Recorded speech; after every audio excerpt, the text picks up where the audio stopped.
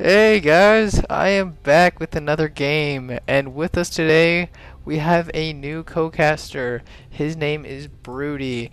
Will you guys please welcome Broody? And Broody, will you please introduce yourself to the audience? Hey, how's it going, everybody? It's one of my first games casting. I'm glad to be casting with my friend Third Dilemma here. Just giving some insight on some cool matches. Uh, um, I am excited to have you with us, or with me, and with us. I guess the players count as people too. Oh, Um, definitely. Broody. Hey, Broody, since you're a first timer, would you like to introduce the players? Yeah, sure. On the 11:30 position, we have the Red Terran known as AFL, and it appears that he's not experiencing the same lag as his Zerg friend over here in the 3 o'clock position. His name Pacisfist as our Blue Zerg. Oh man, if you hurry and switch over to the APM tab or APM tab, it's going from like 0 APM to like 40 APM and then it dies down again. Poor pacifist. Hopefully his lag gets resolved. Yep, see, down to 0 again. It's either lag or he's got a big cup of coffee, so we'll see. Yeah, every single time he just has to like take a big drink out of it, put it back down. He doesn't even care.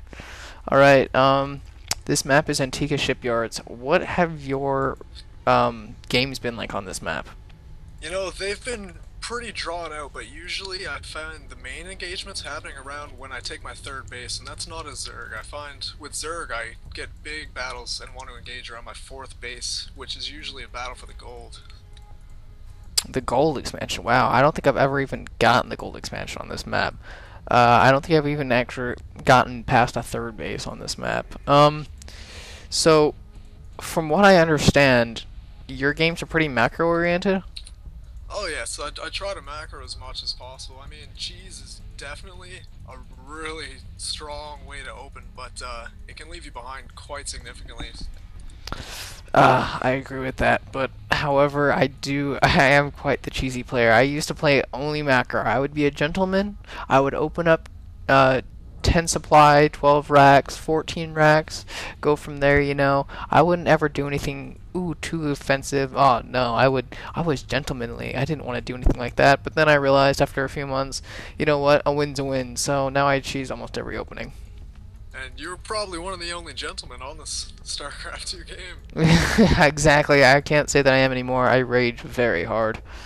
Uh, It's a yeah. common occurrence, I'm sure about that. Do you ever rage? I have a feeling that you don't. You know what? I try not to rage. Back in the day when I started my Brood War career, I would rage a lot because my buddy he introduced me to it, and he would always play me just because he knew he could whoop my ass, kind of, right? So I don't know. We played and we played and we played, and I figured out that every time I get angry, I mess things up in my build order and I mess things up in my plays. I forget things, so I try to take lessons from that. And you know what? Every loss I've had where I've wanted to rage, I kind of thought about what was wrong, and it helped me out a lot in learning. Wow, that's very admirable of you. I rage and then I get mad and then I play another one and then I get madder because I lose again and again. It's just like a horrible cycle. I'm glad you've had the patience to handle that. Um, Switching over to the game, we have AFL doing a 2 racks opening with a factory, and Pacifist doesn't seem to be doing too much, just droning up a lot. He's got his spawning pool out and he's basically just macroing. He's finally getting a gas and setting a little scouting party of Zerglings. And double starport. Ooh. Ooh, looks like he's definitely going for some banshees. From our back to our Zerg for a minute, it looks like he tried to open with the sort of Spanishiwa opening where he forgets his gas for a bit and tries to add queens, but he seems to be going a bit late for his speed, which I assume that's what he's getting. Here in a second, there he goes. And I'm sure he just wants to put pressure on the Terran to see if he's expanded, but he has no clue right now what's going on behind the scenes. Yeah, I'm gonna switch over to Zerg's cam right now. He sees a factory, 2 barracks, and that's it. He doesn't see anything, so yeah, that's not good. He doesn't have any idea what's coming. He doesn't even have that much. I'm guessing there's gonna be, yeah, 2 port Banshee, so I'm guessing he doesn't even have that much anti-air. He has 2 queens and 2 spine crawlers being thrown down for that safety measure, but often at times a spine crawler cannot hit air. It's true. It's true.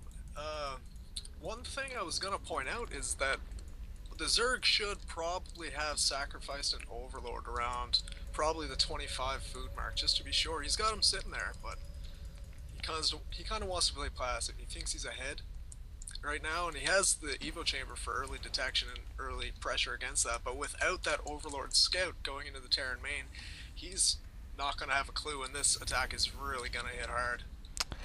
Ugh, the cloak is even going down. Oh my gosh, it's halfway done. This is gonna be so brutal. Oh, he doesn't have detection. He's getting a baneling nest up of all things. That'll help. Um, uh, a layer's being morphed in, and like you, oh wait, oh just like you predicted, the Overlord is coming in. But I don't know if it's gonna be too late because he's already got two banshees done, and that cloak is almost done. And as soon as that cloak gets up, I think he's gonna send those two banshees right over. In my opinion, I think that's what he's gonna do. Predictions, I predictions. I agree. It should be going right now. What was I about to say? Would you consider this an all-in kind of tactic? Oh, considering it's so late in the game, and he hasn't had. Oh wait, okay, well, I would say it's all in-ish. It's very gimmicky. If it fails hard. But it has a really great potential for success. But he's got those two spore crawlers down now, and oh, he's got three in his main base, two in his natural. Oh, three in his natural. Yeah, One of them's going down. The cloak is up, and I don't know. That queen's gonna go down. That's a big hit. this is a huge hit. No Spire on the way yet from Pacifist. He's almost playing like a pacifist, but our micro on the Terran side, AFL, he seems to be kind of lacking a bit, but he has held off, and of course you get the remark, this is so stupid. I know how that feels. Yeah, I think he had the potential to probably hold that off. Yeah, it's a little bit more difficult to hold off cloaked banshees when you're not expecting them and you only have three queens. And he's got one of the banshees, but these three banshees are doing a load of work. If you look at the units lost tab, it speaks for itself. Oh my god. Yeah. Whopping 26 to 1 and 1800 loss. He did drone to about 50 before starting relatively any production. So that's definitely one cause, but there's a large baneling bust about to happen at the front door of AFL right now. Ooh, oh, there's a lot of there's a lot of Marines. I don't know. Okay, the Baneling's gonna go in. He needs to surround this tank immediately, and he does a very good job of not sacrificing those Banelings to the tank. Oh, Oh my he didn't get god. any of the Marines. Okay, one Baneling gets hit off the SCVs, but not that much losses coming from the Terran player, and he holds that off relatively easily. Oh, indeed. What do we have for workers lost right now? Workers killed shows AFL at 17, and Pacifist actually pulls ahead in workers killed to 21. Wow. Yeah. Wow. I don't know what else to say. Um, okay.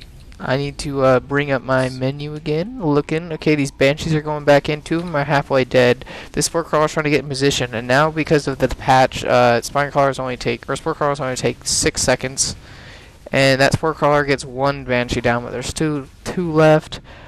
Oh, the mutalisks are finally out. Oh my god. Harvester count right now for the Pacifist is actually 16 to 12.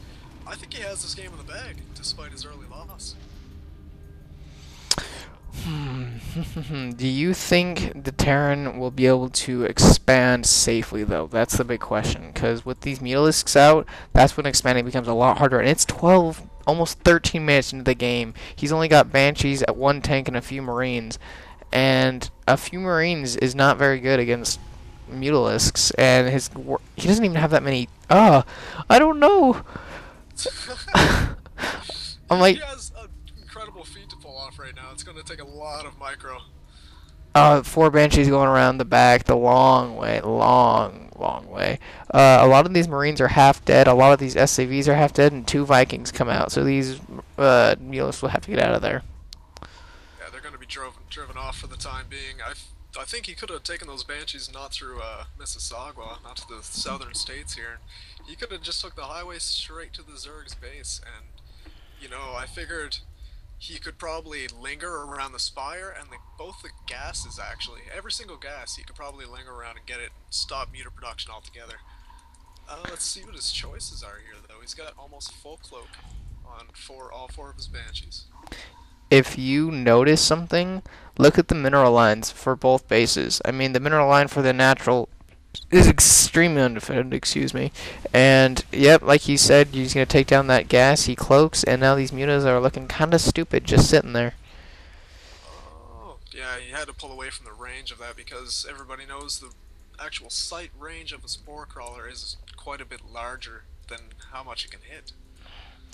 I don't know. Okay, AFL's finally gonna try to take an expansion because his mineral line is like depleting quickly. He's doing a big transfer, but if Pacifist can do a good job and pick off this natural, or at least deny it for a while, then he'll be way further ahead. Because as we all know, two bases is better than one. Check out our income tab for a minute there. That's gonna be a shocker.